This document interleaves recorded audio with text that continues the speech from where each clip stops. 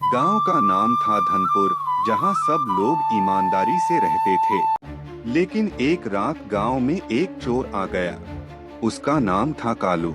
मेरा नाम है कालू, जिस पर भी नजर डालो उसे चुरा लो। उसकी योजना थी कि वो गांव के सबसे अमीर आदमी लाला हरिराम के घर चोरी करेगा। रात को सब सो रहे थे। कालू दबे पाव लाला जी के घर में घुसा। अंदर सन्नाटा था। कालू धीरे धीरे अलमारी तक पहुंचा और गहनों का बक्सा उठाया। तभी एक आवाज आई, घर में चोर घुस आया है। इतनी रात को क्यों चिल्ला रहे हो? घर में चोर घुस आया है। चोर, चोर, चोर। अरे कालू, यहाँ से भाग ले। पकड़ा गया तो पिछवाड़े पर डंडे पड़ेंगे। कालू डर गया, लेकिन जल्दी से खिड़की से बाहर कूद गया।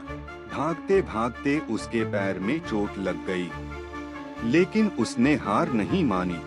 वो गांव से बाहर एक पुरानी हवेली में जाकर छिप गया।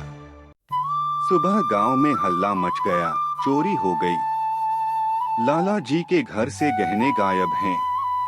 लाला जी, आपके घर में चोरी कैसे? क्या बताऊं गोपाल, रात को हम सो रहे थे। उसी वक्त कोई घर में घुसा और गहनों का बक्सा चुरा ले गया। गांव के लोग बहुत परेशान थे, लेकिन एक लड़का राजू, जो रोज सुबह खेतों में दौड़ लगाता था, उसे हवेली के पास किसी के चलने की आवाज आई। ये हवेली से चलने की आवाज कैसी आ रही है? मैं ही जाकर देख लेता हूँ। अब झांक कर देखने लगा। उसने देखा कि एक आदमी अपने पैर पर पट्टी बांध रहा था और पास में गहनों का बक्सा रखा था। मेरा पैर बहुत दर्द कर रहा है।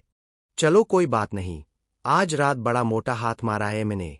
राजू ने तुरंत जाकर गांव के लोगों को बुला लिया। सब मिलकर हवेली पहुंचे और चोर को पकड़ लिया। अरे तेरी इतनी हिम्मत, जो तूने मेरे घर में चोरी की। लाला जी, बताइए, इसको क्या सजा देनी है? इस चोर को पूरे गांव में नंगा दौड़ा और इसके पिछवेट पर दांदे मारो। मुझे माफ कर दीजिए लाला जी, मुझे आपके घर में चोरी नहीं करनी चाहिए थी। तो तुमने लाला जी के घर पर चोरी की क्यों? कालू को पुलिस के हवाले कर दिया गया। लेकिन जब पुलिस उसे ले जा रही थी, तब कालू रो पड़ा और बोला, मैंने बहुत गलत किया, मुझे माफ कर दो। मैंने कभी प्यार नहीं पाया। अपनी माँ की इलाज के लिए मेरे पास पैसे नहीं द तो मुझे चोरी का रास्ता अपनाना पड़ा। जब से चोरी ही मेरी जिंदगी बन गई थी।